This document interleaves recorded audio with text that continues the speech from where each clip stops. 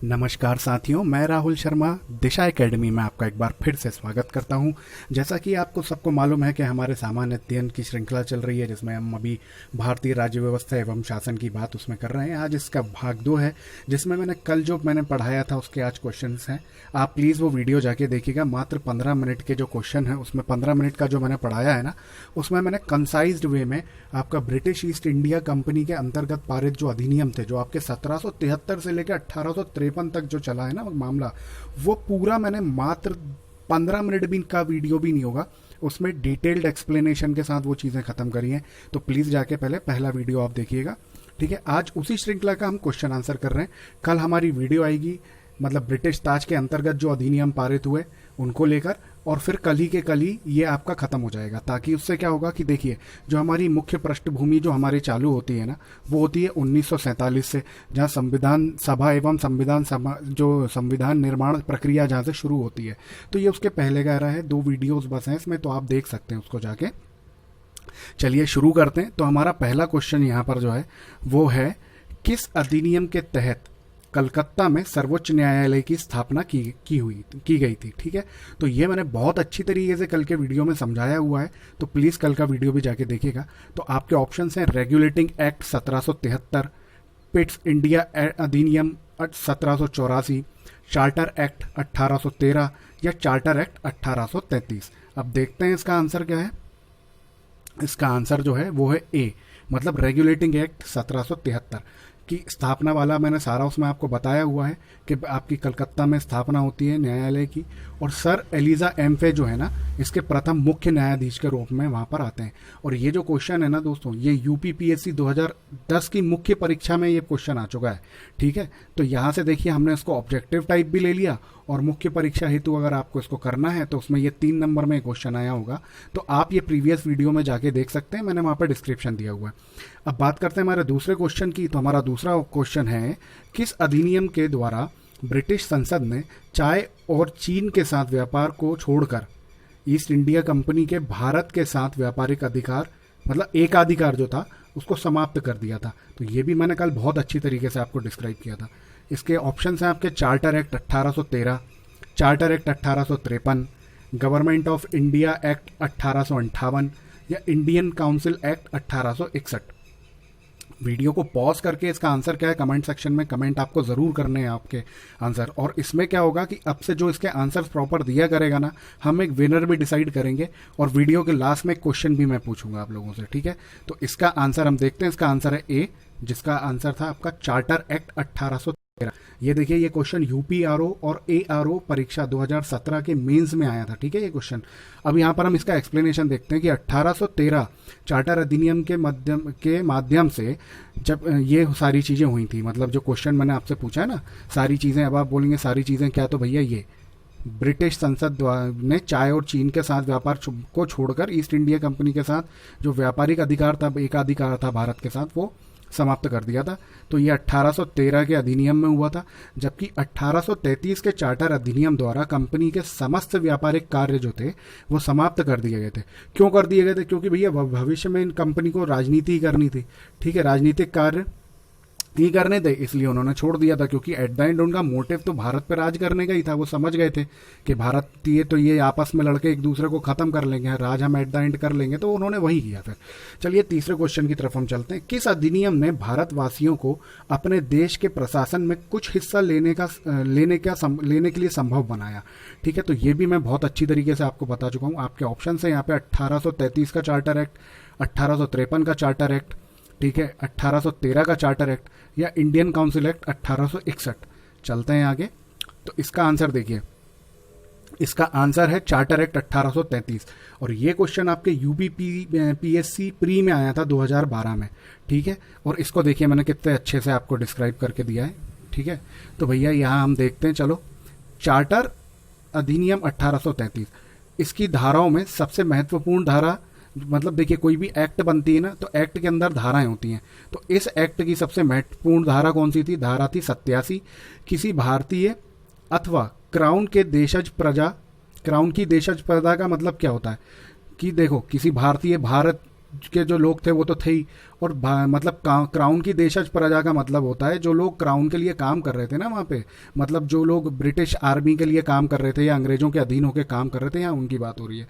देशज प्रजा को अपने धर्म, जन्म स्थान, वंशानुक्रम, वंश अथवा इनमें से किसी एक कारणवश कंपनी के अधीन किसी स्थान, पद अथवा सेवा के अयोग्य नहीं माना जाएगा, नहीं माना जाएगा, ठीक है।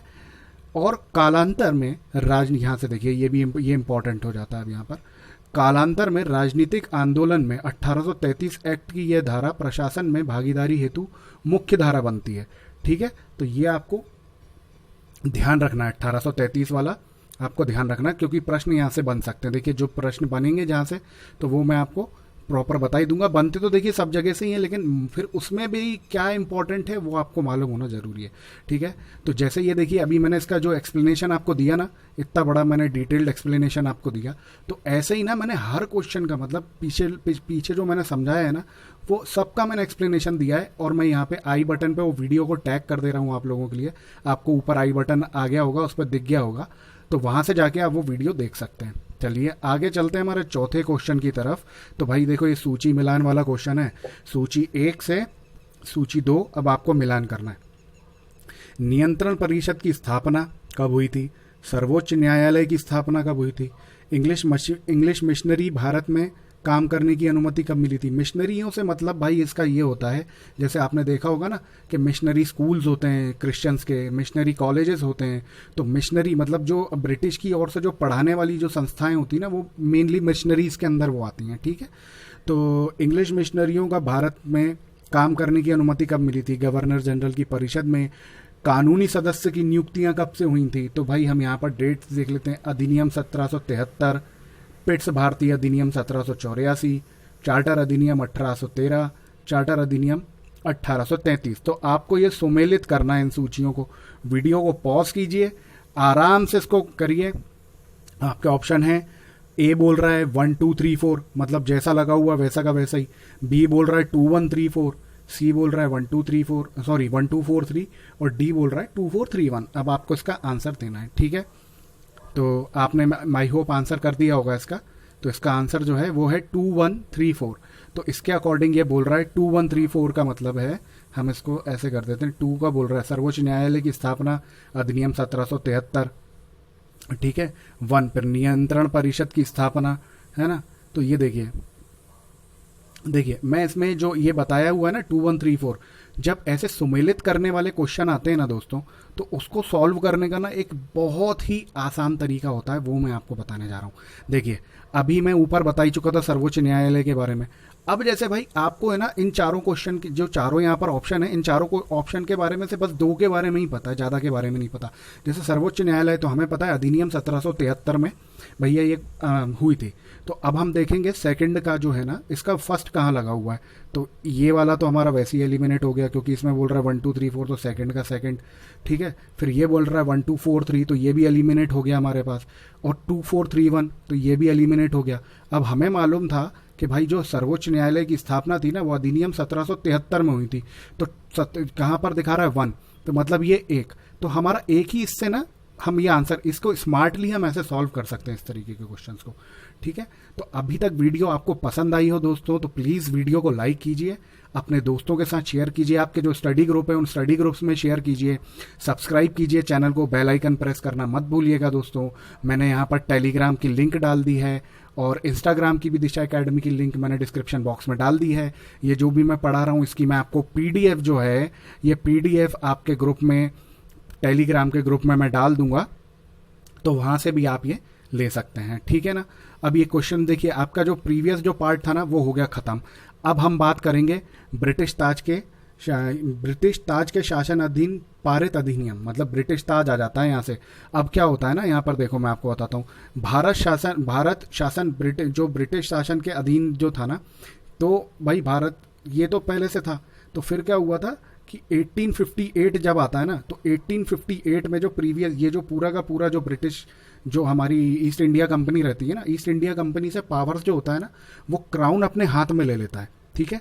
ताज, ये देखो ताज है ना यहाँ पे, तो क्राउन जो है ना, क्राउन अपने हाथ में इसका पूरा शासन ले लेता है, तो फिर क्राउन अपने हिसाब से डील करता है। तो हमें भी उसमें देखिए ज़्यादा कुछ नहीं है, एक ही वीडियो में मैं वो भी खत्म कर दूंगा। हमें उसमें पढ़ना है आपका भारत परिषद अधिनियम 1861, भारत परिषद अधिनियम 1892, है ना, भारत शासन अधिनियम 1909, ये इंपॉर्टेंट है। भारत शासन अधिनियम 1919 भी इंपॉर्टेंट, तो देखिए सभी हैं। भारत शासन अधिनियम 1935 हो गया, और भारतीय स्वतंत्रता अधिनियम 1947। तो यहाँ तक ये जो है ना, एक वीडियो भी नहीं लगेगी दोस्तों, एक वीडियो में ना हम इसको ख़त्म कर देंगे। तो टेंशन बिल्कुल भी मत लीजिएगा, मुझे मालूम है ये चीज़ बोरिंग लगती है, लेकिन ना इसको मैंने इतने कंसाइज्ड वे में कर दिया ना कि अभी आपको बोरिंग नहीं लगेगी। क्योंकि यार देखो, ये पृष्ठभूमि जो रहती है ना पहले की 1947 से पहले क्या क्या हुआ है, वो थोड़ा सा उसकी नॉलेज हमें होनी चाहिए। ठीक है, अब हम चलिए बात करते हैं यहाँ पे कि देखो मैंने लिखा भी हुआ है कि 2 क्लास, मुश्किल से 2 क्लास होंगी, उसके बाद हमारा संविधान सभा एवं संविधान सभा निर्माण प्रक्रिया हम शुरू कर देंगे। ठीक है, तो प्लीज़ दोस्तों लाइक कीजिए, शेयर कीजिए, सब्सक्राइब कीजिए दिशा एकेडमी को। टेलीग्राम पे और इंस्टाग्राम पे फॉलो कीजिए, मैं पीडीएफ वहाँ पर डाल दूंगा दोस्तों। और मैं देखिए, मेरे पास कोई दोस्तों बड़े सोर्सेज तो है नहीं, मैं बहुत छोटे सोर्सेज के थ्रू वीडियोस आप लोगों के पास तक लेके आता हूँ।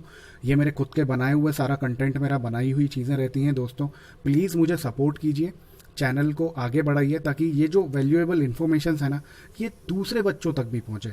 और अगर आपको मेरे पढ़ाने का तरीका अच्छा लगता है, आपको लगता है कि मैं अच्छी तरीके से चीज़ों को एक्सप्लेन करता हूँ, तो प्लीज़ वीडियो को लाइक ज़रूर किया कीजिए दोस्तों, उससे मुझे थोड़ा प्रोत्साहन मिलता है। और दोस्तों अपने दोस्तों तक इसको शेयर करिए, ऐसे लोगों तक तो खासकर कीजिए जो लोग है ना महंगी कोचिंग्स साधन का इस्तेमाल नहीं कर सकते हैं, महंगी महंगी बुक्स नहीं खरीद सकते हैं। बुक से याद आया कि अगर आपको कोई मतलब किसी सब्जेक्ट में कोई प्रॉब्लम आ रही है या कुछ है, और आप चाहते हैं उस सब्जेक्ट से रिलेटेड कोई वीडियो बनाई जाए, तो वहाँ पर ये कमेंट बॉक्स में ना मुझे वहाँ पर आप सजेशन दे सकते हैं कि इससे रिलेटेड आप बनाइए, तो मैं उससे रिलेटेड वीडियो बनाने का पूरा प्रयास करूँगा। इसी के साथ दोस्तों मैं आप लोगों से विदा लेता हूँ। जय हिंद, जय भारत।